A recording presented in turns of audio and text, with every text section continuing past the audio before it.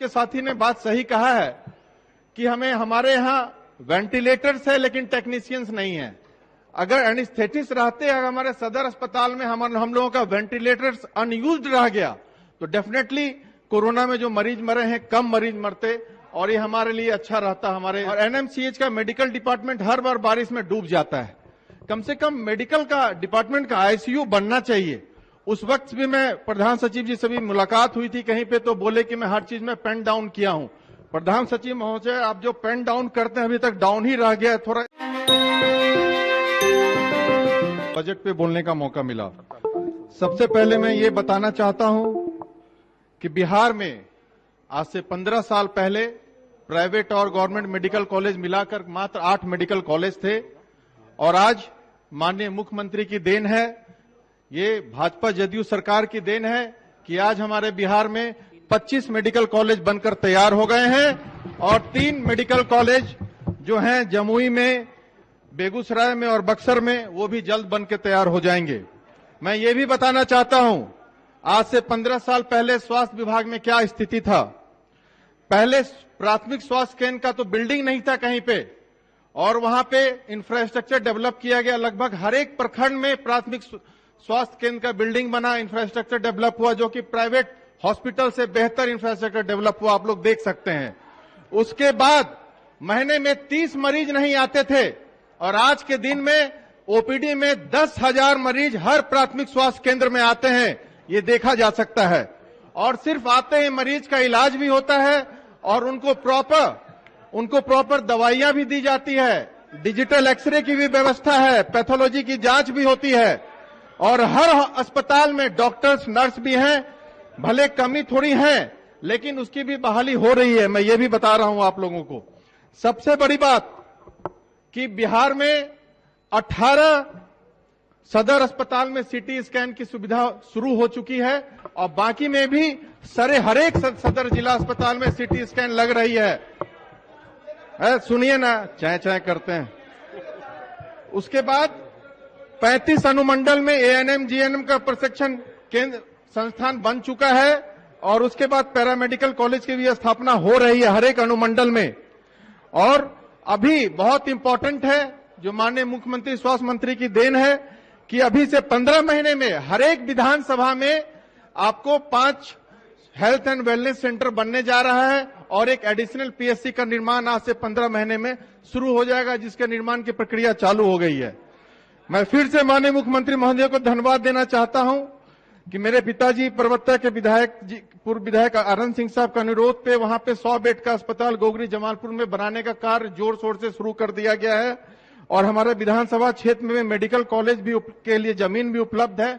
मैं आग्रह करता हूं कि हर जगह जिला में जब आप मेडिकल कॉलेज दे रहे हैं तो खगड़िया में भी मेडिकल कॉलेज दिया जाए, मेरा ये आग्रह है। ऐसी सबसे प्रॉब्लम ये है, मैं मानता हूं कि कुछ विपक्ष के साथी ने बात सही कहा है कि हमारे यहाँ वेंटिलेटर्स है लेकिन टेक्नीशियंस नहीं है। खगड़िया में भी यही हुआ कोरोना में कि हमारे पास वेंटिलेटर 8 वेंटिलेटर है लेकिन टेक्नीशियन नहीं है। हमारे यहाँ एनेस्थेटिस्ट नहीं है। तो मैं आग्रह पिछली बार भी किया था और उसमें वेंटिलेटर्स, मैं डॉक्टर हूं इसलिए बता रहा हूं कि जो भी कोरोना का डेथ हुआ है, अगर हमारे पास एनेस्थेटिस्ट रहते, अगर हमारे सदर अस्पताल में हम लोगों का वेंटिलेटर्स अनयूज्ड रह गया तो डेफिनेटली कोरोना में जो मरीज मरे हैं कम मरीज मरते और ये हमारे लिए अच्छा रहता, हमारे स्वास्थ्य विभाग के लिए। पिछली बार मैं स्वास्थ्य विभाग की उपलब्धियों के बारे में बजट सेशन के द्वारा बोलने का मौका मिला था, तो मैं उस वक्त भी बोला था कि हमारा एनएमसीएच है बिहार में, पटना आते हैं लोग इलाज के लिए और एनएमसीएच का मेडिकल डिपार्टमेंट हर बार बारिश में डूब जाता है। कम से कम मेडिकल का डिपार्टमेंट का आईसीयू बनना चाहिए। उस वक्त भी मैं प्रधान सचिव जी से भी मुलाकात हुई थी कहीं पे, तो बोले कि मैं हर चीज में पेन डाउन किया हूं। प्रधान सचिव महोदय, आप जो पेन डाउन करते हैं अभी तक डाउन ही रह गया है, थोड़ा इसमें कार्य बढ़ना भी चाहिए। मैं उस वक्त भी कहा था कि एनएमसीएच में कॉकलियर ट्रांसप्लांट शुरू हो गया है, उसको शुरू करना चाहिए। ऑडियोमेट्रिस्ट को वहां पे बहाली 3-4 ऑडियोमेट्रिस्ट की करनी, उसके कारण नहीं किया गया है। हियरिंग टेस्ट के लिए बाहर जाना पड़ता है, उस वक्त भी बोला गया था कि हाँ हो जाएगा, और 4 महीना हो गया, अभी तक नहीं किया गया है। लेकिन मेरी उम्मीद है कि जल्द शुरू हो जाएगा। लेकिन एक बहुत ही महत्वपूर्ण इस बार के सेशन में जो हुआ, मैं बताना चाहता हूं कि बिहार चिकित्सा क्षेत्र में अब आगे जाएगा, क्योंकि Bihar universities of health sciences की स्थापना हो चुकी है। सारे मेडिकल कॉलेजेस अब इससे एफिलिएटेड होंगे। और इसी तरह मैं महाराष्ट्र में पढ़ा हूं, बॉम्बे में, तो वहां पर भी Maharashtra university of health sciences Nashik में है, जो 20 साल पहले स्थापना हो चुकी थी, और बिहार में भी हो गई। इसका मैं स्वास्थ्य मंत्री जी का और माननीय मुख्यमंत्री का इसके लिए मैं धन्यवाद कहता हूं। और एक इंपॉर्टेंट बात, अब कोरोना की बात आ रही है। पिछली लहर में जो था कोरोना उतना एग्रेसिव नहीं था, लेकिन इस बार जो कोरोना हुआ, सभी लोगों ने अपनों को खोया है। नो डाउट सब लोगों का दर्द है, बात भी सही है, कुछ खामियां हम में भी थी। मैं ये नहीं कहता हूं कि ऑक्सीजन की कमी हुई थी जिसके कारण, लेकिन ब्लैक मार्केटिंग हुई थी, नो डाउट। मैं खुद अपने रिलेटिव के लिए 25,000 में एक सिलेंडर खरीदा था। लेकिन कालाबाजारी पे तुरंत एक दिन ऐसा घटना घटा, और उसके बाद कालाबाजारी जो कर रहे थे और उस पर तुरंत कार्रवाई हुई। मैं सरकार को धन्यवाद भी देना चाहता हूं। रेमडेसिविर की बात हुई, मैं इस पे आप लोगों को बताना चाहता हूं, आप लोग सभी लोग सुने अध्यक्ष महोदय, मैं सभी लोगों को बताना चाहता हूं कि जब पूरे देश में रेमडेसिविर की किल्लत थी, हमारे माननीय मुख्यमंत्री की कृपा से हमारे एक एक सदर हॉस्पिटल में सरप्लस रेमडेसिविर रहा हो, जो कि एक्सपायर भी कर रहा है। और मैं कम से कम 100 मरीजों को अपने सदर हॉस्पिटल में अलग अलग जिलों में रेमडेसिविर दिलवाया, जब देश में रेमडेसिविर नहीं मिल रहा था, जहां कालाबाजारी हो रही थी, और फ्री में रेमडेसिविर मिला है। ये बात की भी जानकारी होनी चाहिए। और अभी से मैं बात कर रहा हूं कि अगर कोरोना को हम लोग कहते हैं prevention is better than cure, लेकिन आप लोग कहते हैं कि यहां मौतें हुई, बिहार में, भारत में मौतें हुई, हम लोगों से तो बहुत आगे था, ब्राजील, यूएस, आपको इंग्लैंड में, वहां क्यों मौतें हुई? ये बीमारी ही ऐसी थी कि इसका इलाज अभी भी तक नहीं हो पाया है। और इसका बात समझिए, खाली हाथ उठाने से नहीं होगा, इसका बात समझने की बात है कि बीमारी का, कोरोना एक ऐसा वायरस है कि आए दिन म्यूटेट करते जाता है। वैक्सीन भी हम लोग ले लिए, तो इसका मतलब नहीं हम लोग सेफ हो गए। वैक्सीन वायरुलेंस को कम करेगा, हम लोगों को prevention he is better than cure, इसी रास्ते पे आगे बढ़ना पड़ेगा। लेकिन अभी मैं देख के आया हूं, हर एक जिला में ऑक्सीजन प्लांट बन के तैयार हो गया है बिहार सरकार द्वारा और केंद्र सरकार द्वारा।